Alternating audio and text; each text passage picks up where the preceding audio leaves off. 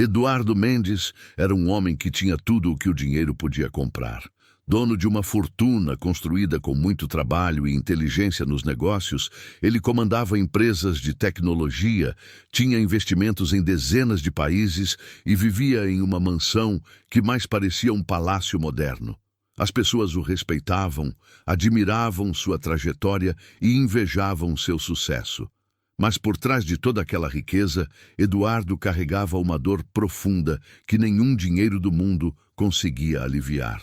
Sua filha Isabela, uma menina de apenas 9 anos, estava presa a uma cadeira de rodas desde que um terrível acidente de carro mudou para sempre a vida da família.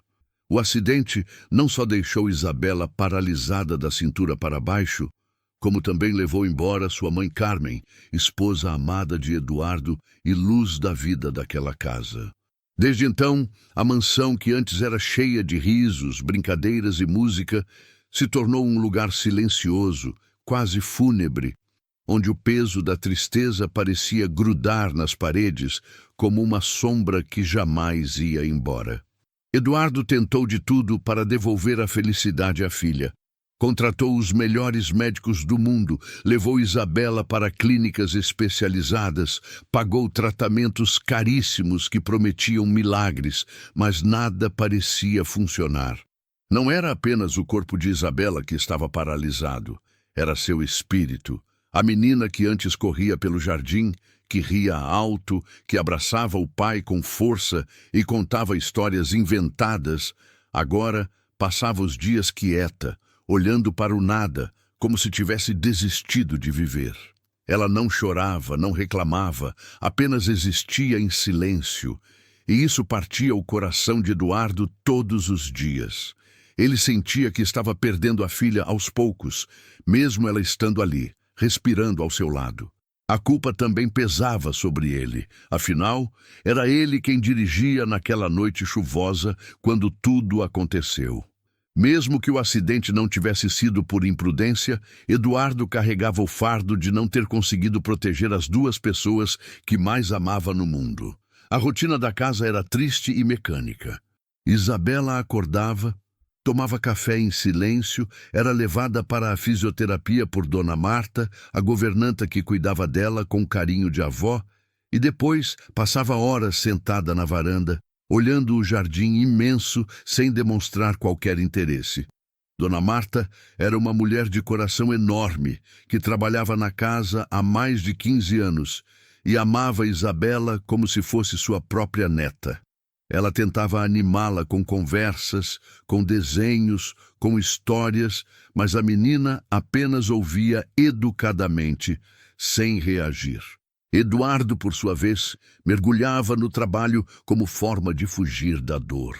Ele saía cedo, voltava tarde e, quando estava em casa, mal sabia o que dizer para a filha. O silêncio entre os dois era ensurdecedor, e por mais que se amassem, pareciam estar vivendo em mundos completamente diferentes. Foi em uma tarde quente e abafada, daquelas em que o sol parece pesar sobre a cidade inteira, que algo inesperado aconteceu.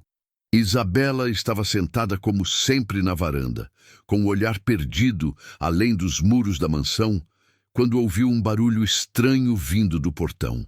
Era um som alegre, quase fora de lugar naquele ambiente pesado. Ela virou a cabeça devagar e viu, do outro lado das grades do portão, um menino magro de roupas rasgadas e pés descalços, dançando. Não era uma dança comum. Era uma mistura estranha de movimentos exagerados, rodopios desajeitados e saltos engraçados que faziam ele parecer um palhaço de rua. O menino não pediu nada, não gritou, não implorou por atenção, apenas dançava, como se aquilo fosse a coisa mais natural do mundo. Isabela piscou confusa, sem entender o que estava acontecendo. E então, pela primeira vez em meses, algo mudou dentro dela. Os cantos de sua boca se ergueram levemente e um som fraco, quase inaudível, saiu de seus lábios. Era uma risada, pequena, tímida, mas real. O menino se chamava Lucas. Ele tinha 12 anos, mas parecia ter vivido muito mais do que isso. Seu corpo era fino demais, os ossos marcados pela falta de comida, a pele queimada de sol e os cabelos desgrenhados e cheios de poeira. Lucas não tinha família, pelo menos nenhuma que se lembrasse. Cresceu nas ruas, dormindo debaixo de marquises, em bancos de praça, em qualquer canto que oferecesse um pouco de proteção contra o frio da noite. Ele sobrevivia de pequenos bicos, de restos de comida que ganhava de comerciantes bondosos e principalmente da dança. Dançar era a única coisa que Lucas sabia fazer bem, e era também a única coisa que o fazia sentir vivo. Quando dançava, ele esquecia a fome, o cansaço, a solidão. Ele se sentia livre, leve, como se pudesse voar para longe de toda aquela dureza. As pessoas às vezes paravam para assistir, jogavam algumas moedas e ele agradecia com um sorriso largo, mesmo que por dentro estivesse exausto e triste. Mas Lucas tinha aprendido uma lição importante nas ruas. Enquanto você ainda consegue sorrir, você ainda está vivo. Naquela tarde, Lucas estava passando em frente à mansão dos Mendes quando viu, através das grades, uma menina sentada sozinha. Ele percebeu imediatamente que ela estava triste. Não precisava de muitas palavras para entender tristeza. Ele conhecia aquele sentimento melhor do que ninguém. Sem pensar duas vezes, Lucas começou a dançar. Não por dinheiro, não por comida, mas simplesmente porque sentiu vontade de fazer aquela menina sorrir. E quando viu o rosto dela se iluminar, mesmo que só um pouquinho, algo quente se espalhou pelo peito de Lucas.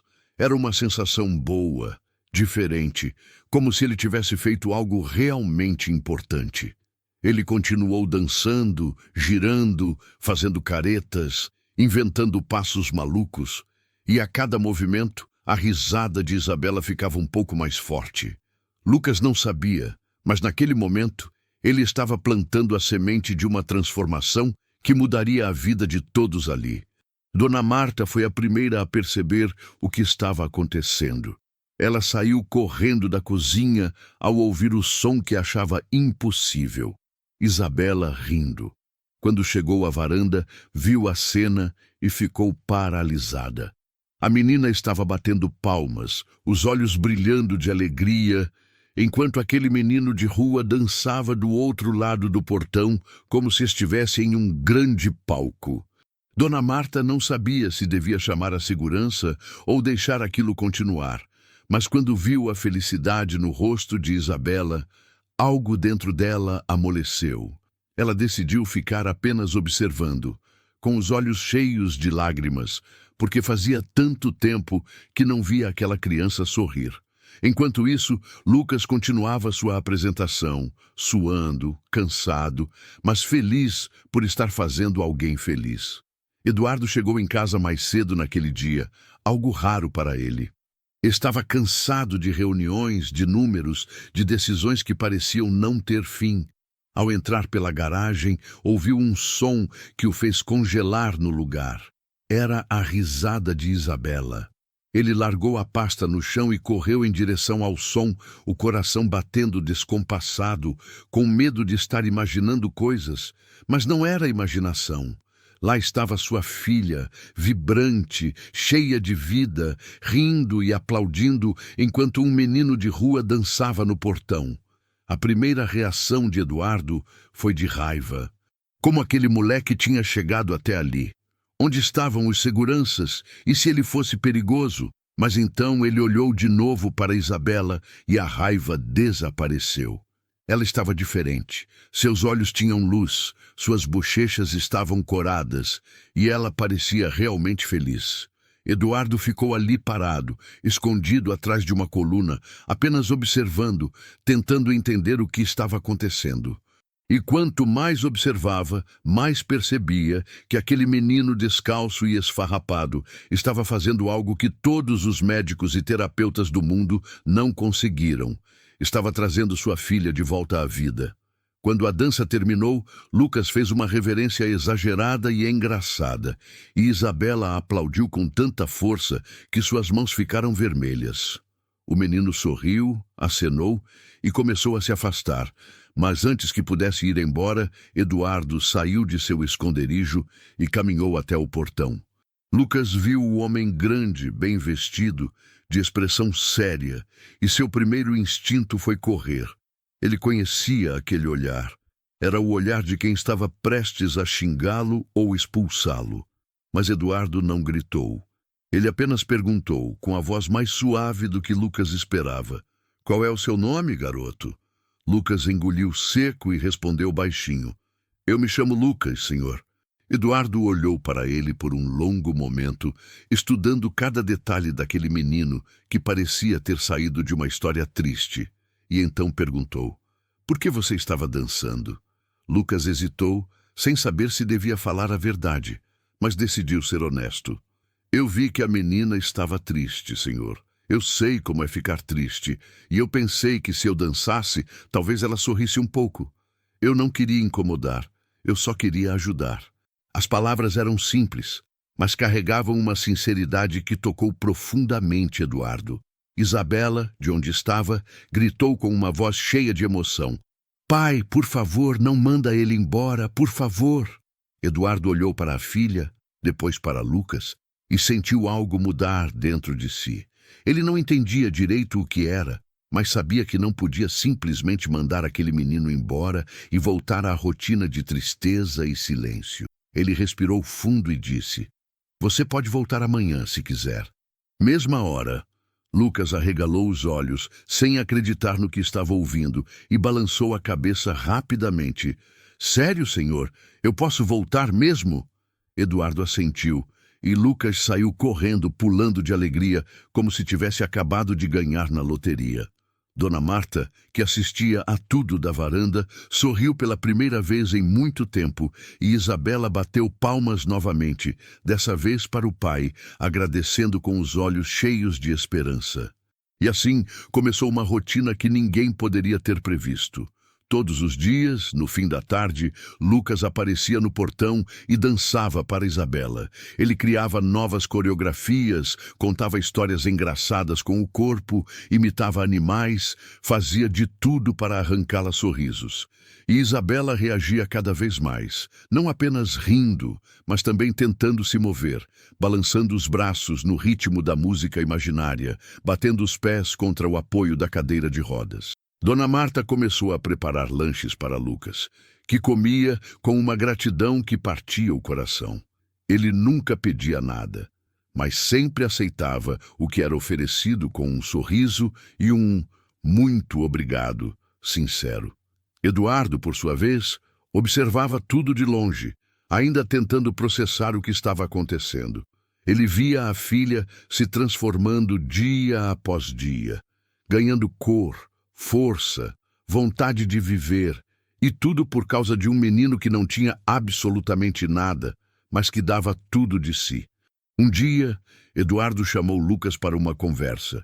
Eles se sentaram no jardim, e pela primeira vez, o bilionário olhou realmente para aquele garoto não como um estranho ou uma ameaça, mas como um ser humano. "Onde você mora, Lucas?" perguntou Eduardo com gentileza.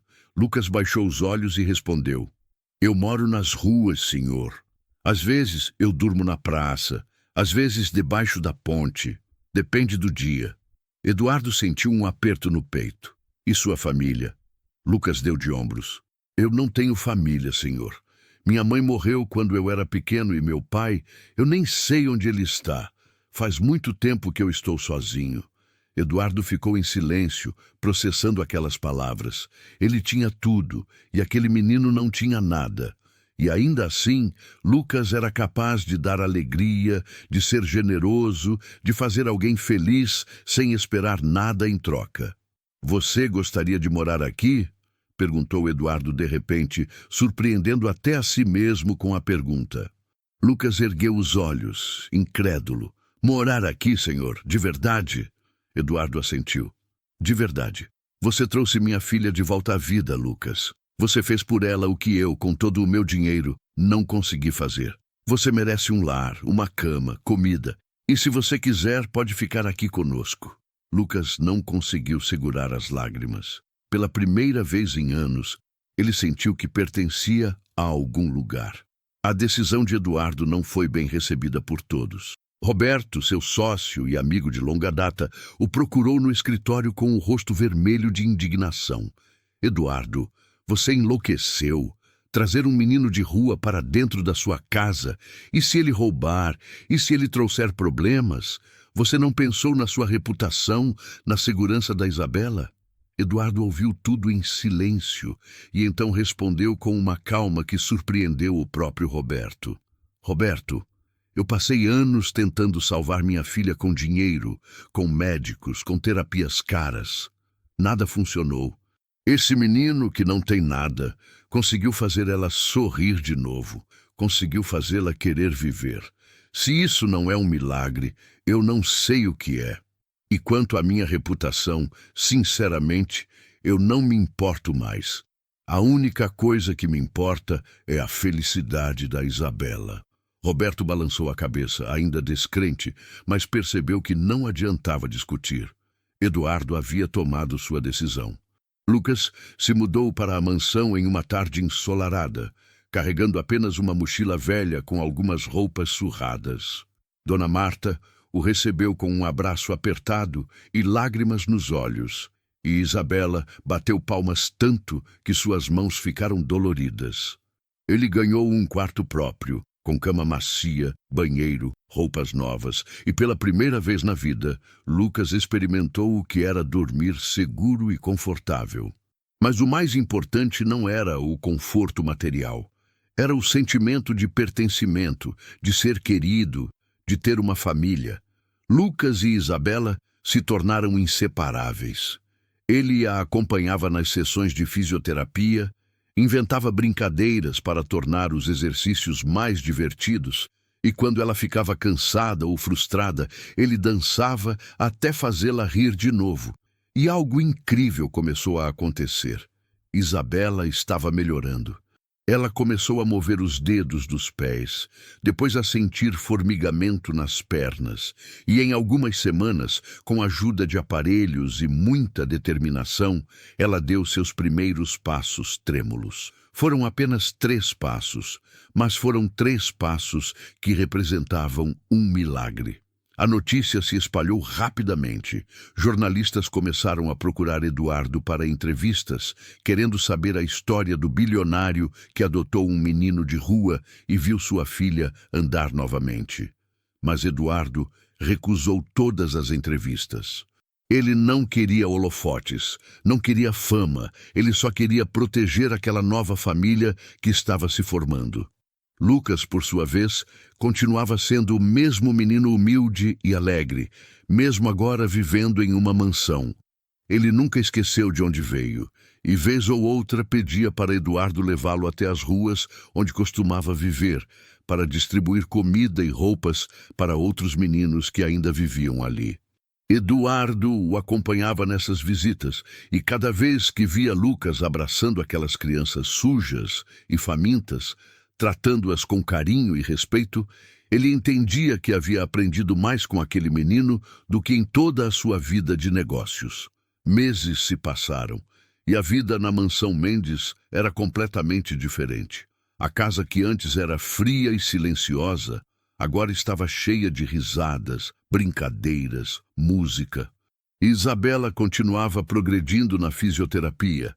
Já conseguia ficar de pé sozinha e dar passos sem ajuda, embora ainda usasse a cadeira de rodas em alguns momentos. Mas o mais importante era que ela havia voltado a ser uma criança, cheia de sonhos, de planos, de vontade de viver. Lucas também mudou, não apenas fisicamente, ganhando peso e saúde, mas emocionalmente. Ele finalmente conheceu o que era ser amado, ser cuidado, ser importante para alguém. E Eduardo, o bilionário que pensava ter tudo, descobriu que a verdadeira riqueza não estava nas contas bancárias, mas nos sorrisos daquelas 2 crianças que agora chamavam aquela mansão de lar. Em uma noite especial, Eduardo reuniu Isabela, Lucas e Dona Marta na sala de jantar para um anúncio. Ele estava nervoso, o que era raro para um homem tão seguro de si. "Eu queria dizer uma coisa para vocês", começou ele, a voz um pouco trêmula. Lucas, desde o dia em que você apareceu dançando no portão, minha vida mudou completamente. Você me ensinou que gentileza vale mais do que dinheiro, que um sorriso pode curar mais do que qualquer remédio, e que família não é só sobre sangue, é sobre amor. Por isso, eu quero fazer as coisas da maneira certa. Eu quero adotar você oficialmente, Lucas. Quero que você seja legalmente meu filho, irmão da Isabela, parte dessa família para sempre. Lucas ficou em silêncio, as lágrimas escorrendo livremente pelo rosto, incapaz de falar. Isabela gritou de alegria e se levantou da cadeira, cambaleando até Lucas para abraçá-lo com força, e Dona Marta chorava copiosamente, segurando o avental contra o rosto para abafar os soluços de emoção. A adoção foi oficializada alguns meses depois, em uma cerimônia simples, mas emocionante. Lucas agora tinha um sobrenome, uma certidão, uma identidade. Ele era Lucas Mendes, filho de Eduardo Mendes, irmão de Isabela Mendes. E naquele dia, diante do juiz, quando Eduardo assinou os papéis e abraçou Lucas, chamando-o de filho pela primeira vez, não havia um olho seco na sala. Lucas finalmente tinha uma família, e Eduardo finalmente tinha um lar novamente, não apenas uma mansão vazia, cheia de objetos caros. Ele tinha amor. Tinha risadas, tinha vida. Isabela continuou sua recuperação e em seu 10º aniversário, ela surpreendeu a todos ao entrar na festa andando sozinha, sem bengala, sem apoio, apenas com suas próprias pernas trêmulas, mas determinadas. Foi um momento de glória absoluta. Todos choraram, aplaudiram e Lucas dançou como nunca, girando ao redor da irmã enquanto ela ria e tentava acompanhá-lo. Eduardo assistia à cena com o coração transbordando de gratidão, lembrando do dia em que viu aquele menino descalço, dançando no portão, sem imaginar que aquele seria o início de um milagre. A história da família Mendes se tornou conhecida não pelos jornais ou pela internet, mas pelas pessoas comuns que testemunhavam a transformação daquela casa. Os vizinhos contavam sobre o bilionário que abriu mão do orgulho para abraçar um menino pobre e sobre como aquele gesto mudou tudo. E Lucas, sempre humilde, nunca se esqueceu de suas origens. Ele usava sua nova posição não para se gabar, mas para ajudar outros meninos de rua, criando junto com Eduardo um projeto social que oferecia abrigo, comida e educação para crianças abandonadas. O projeto recebeu o nome de Dançando pela Vida, uma homenagem à dança que uniu aquela família.